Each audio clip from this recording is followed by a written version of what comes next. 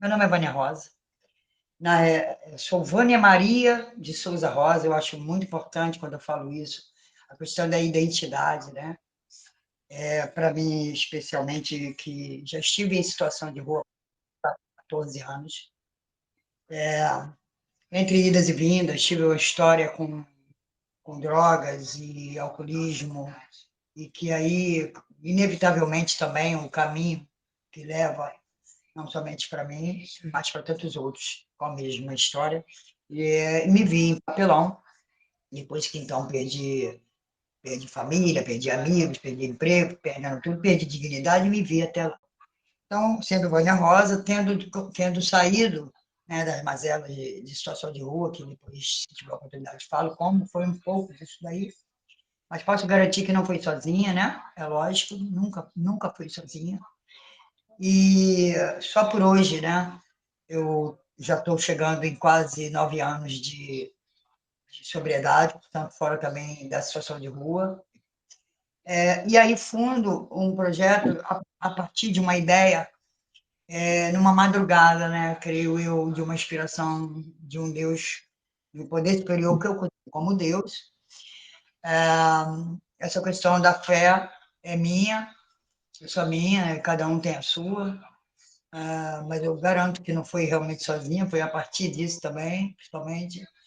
E com 6 meses, mais ou menos, que eu me encontro com pessoas de fóruns, de defensorias, de movimentos sociais, em palestras, que foram me levando, né? Eu fui me apaixonando pelo viés da luta, né? A partir desse viés dos direitos humanos, das políticas públicas, etc, etc. Eu nem sabia que tinha tantos direitos, eu nem sabia que tinham leis, eu nem sabia que existiam tantas pessoas tão interessadas, ainda não passando pela mesma trajetória, mas que tenham tantos olhares, e que têm esses olhares especiais para essa galera. Então, por mim, né, naquele momento. Aí, com esses 6 meses que eu estava ali, conhecendo esses militantes, esses ativistas, pessoas de referência na luta, eu fiquei imaginando uma maneira de chegar na calçada, fazer alguma coisa por aquelas Vânias e Joãos que ainda ficaram ali, porque as leis eu estava vendo que demorava muito a chegar, embora elas já existissem, né? Em 2009, quando eu conheci a primeira política especial para a população de rua, no qual eu fui assistida, foi em 2009, quando veio o decreto, Lei 7.053, de 2009, assinado pelo então presidente Lula naquele ano. E eu fui assim, a bebê, né? Eu sou prontuário 318 do CAP-CAB da Vila São José, em São João de Meriti.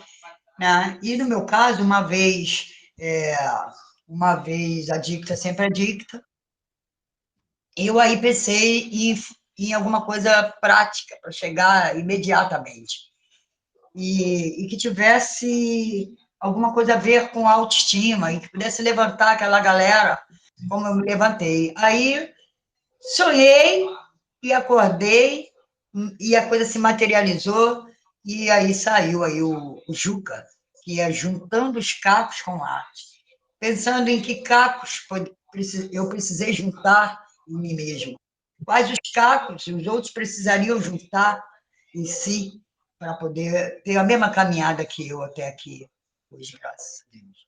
E aí eu pensei nos mosaicos, que eram alguma coisa que eu fazia nas minhas internações, em 11 internações, naqueles momentos terapêuticos, e eu fiquei imaginando que aquilo, enquanto eu fazia, eu não pensava, eu não tinha abstinência, eu não pensava em voltar a usar, eu não pensava em sair das clínicas, das comunidades terapêuticas em que estive.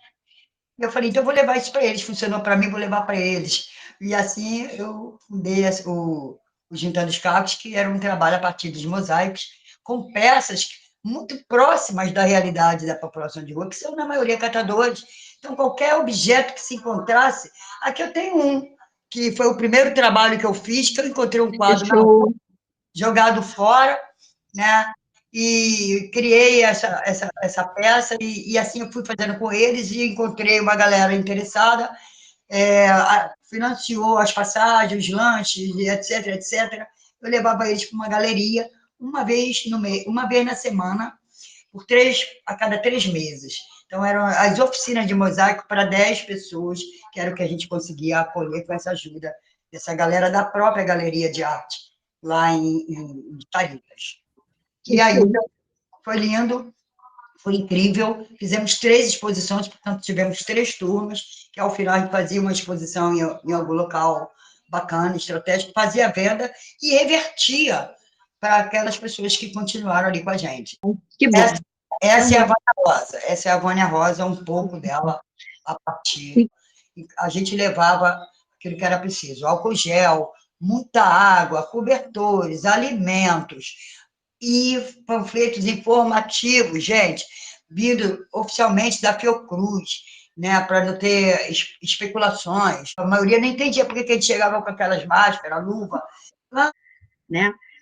O povo de rua sentiu muito mais, né? Porque eles não tinham sabonete, eles não tinham a higiene, eles não tinham o amparo de nós que estávamos dentro da nossa casa, né? E trazer a sua experiência, Vânia, é enriquecimento de consciência do que a gente precisa fazer.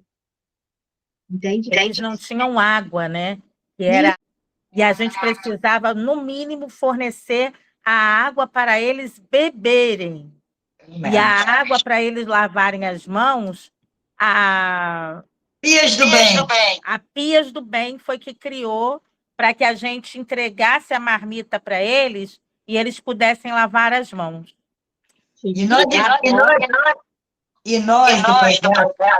do Coletivo Voz Solidária, tivemos a honra também e o privilégio de receber, na época, as primeiras pias para nossas ações e estendendo para outros lugares. Nós fomos a São João de Meriti, Baixada Fluminense em geral, Caxias, Praça do Pacificador, Campo Grande, porque a gente fazia trabalho todos os dias. E a Paulinha Rios destinou, na confiança ao nosso projeto, as pias para que a gente levasse e dissesse aonde a gente ia colocar.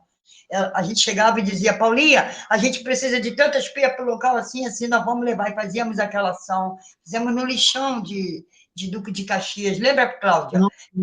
Agora eu vou fazer outra perguntinha para a Vânia. E é uma coisa até que ela já comentou, mas que é muito importante a gente dizer.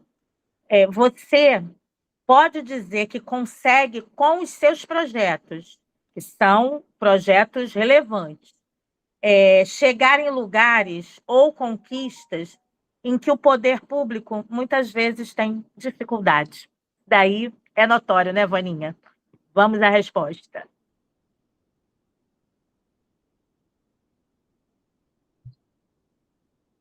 Teu microfone está fechado. Abre sim. Que eles têm dificuldade não é verdade. Você está sendo gentil, sutil. Eles têm dificuldades, até têm, mas de querer enxergar, de querer se responsabilizar, de entender da responsabilidade e compromisso que eles têm de ter.